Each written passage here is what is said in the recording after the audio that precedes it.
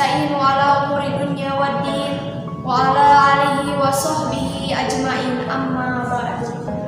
Pertama-tama marilah kita panjatkan puji dan syukur kehadirat Allah Subhanahu wa taala yang masih memberikan kita nikmat yang tak terhitung banyaknya, sehingga kita masih bisa melaksanakan perintahnya dengan baik.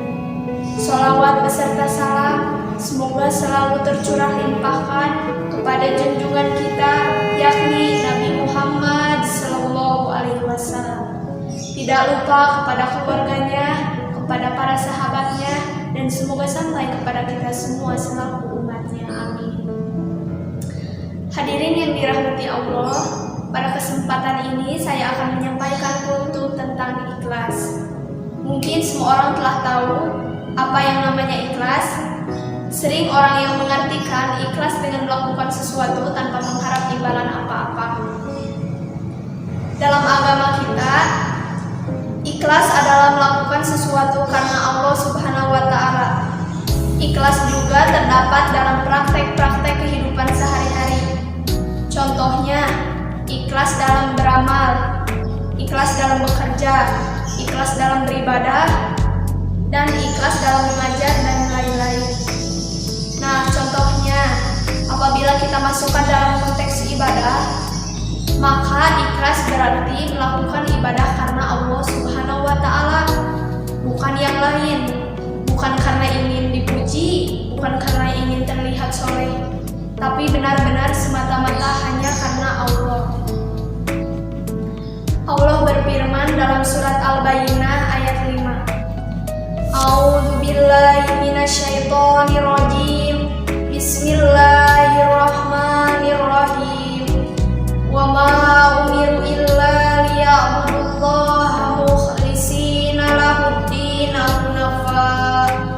hunafa wa yuqimus sholata wa yutuz zakah wa dzalika dinul qayyimah, yang artinya padahal mereka tidak disuruh kecuali supaya menyembah Allah dengan kemurnian ketaatan kepadanya dalam menjalankan agama yang lurus, dan supaya mereka mendirikan sholat dan menunaikan zakat, dan yang demikianlah itulah agama yang lurus.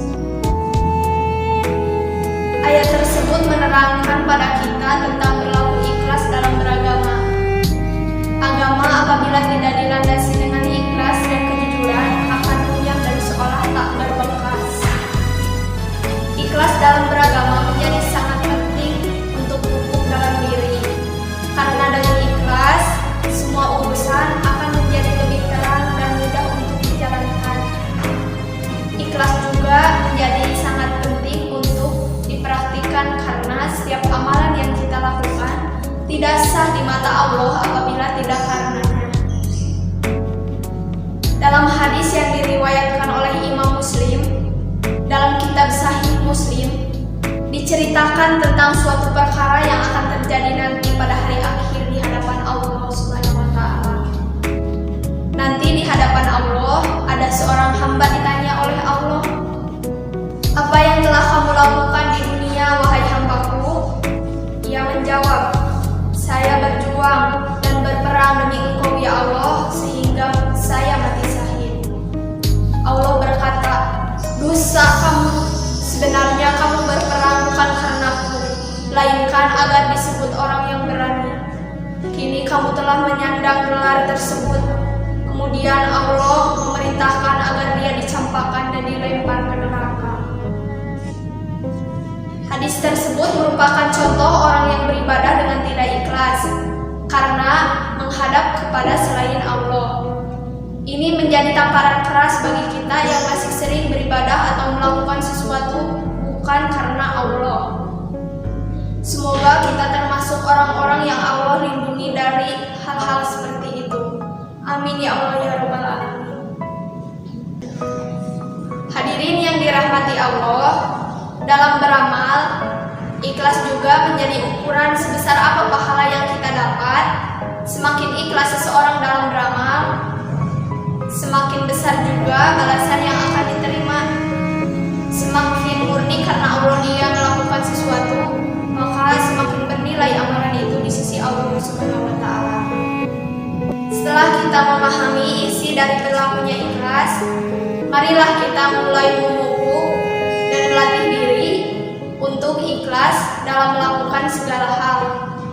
Karena ikhlas merupakan komitmen tertinggi yang seharusnya ditanamkan oleh setiap mukmin dalam hatinya, dengan karakter hati yang murni dan benar-benar tulus dalam beribadah kepada Allah, maka akan menjadikan seorang itu tidak mudah dibujuk rayu dan diprovokasi oleh setan. Sekali lagi, marilah kita mulai membiasakan diri untuk menjadi orang yang ikhlas. Cukup sekian yang dapat saya sampaikan. Semoga bermanfaat bagi kita semua. Terima kasih atas perhatiannya. Mohon maaf atas segala kekurangannya. Wabillahi taufiq wal hidayah. Wassalamualaikum warahmatullahi wabarakatuh.